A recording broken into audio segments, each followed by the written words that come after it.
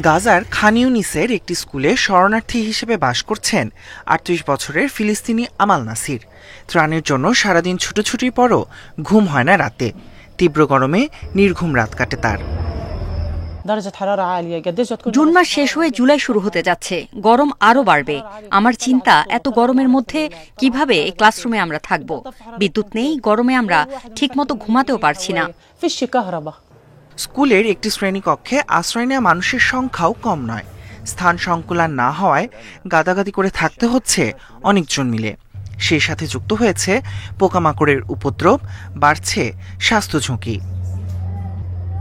গাজায় তাপমাত্রা ৩০ ডিগ্রি সেলসিয়াসে পৌঁছানোর পূর্বাভাস রয়েছে। এতে সন্তানদের সুরক্ষা নিয়ে দুশ্চিন্তা কথা জানিয়েছেন অভিভাবকরা। সন্তানদের স্বাস্থ্য নিয়েও আমি দুশ্চিন্তায় রয়েছি। গাজায় হেপাটাইটিস ছড়িয়ে পড়া খুব সাধারণ বিষয়। স্কুলে বাথরুমের সুব্যবস্থাও নেই। অনেকজন মিলে মাত্র একটি বাথরুম ব্যবহার করে। আগ্রাসন শুরুর আগে থেকেই জ্বালানির জন্য গাজাবাসীকে ইসরায়েলি ত্রাণের ওপর নির্ভর করতে হতো। আগ্রাসন শুরুর পর সেই সহায়তা বন্ধ করে দেয় তেল আবিব। সেই সাথে জাতিসংঘের ত্রাণ প্রবেশেও নিয়মিত বাধা দিচ্ছে আইডিএফ।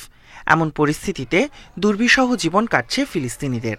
খাদ্যের অভাবে দুর্ভিক্ষের দ্বারপ্রান্তে পৌঁছে গেছে কয়েক লাখ মানুষ। Tahmid Abrar, independent news.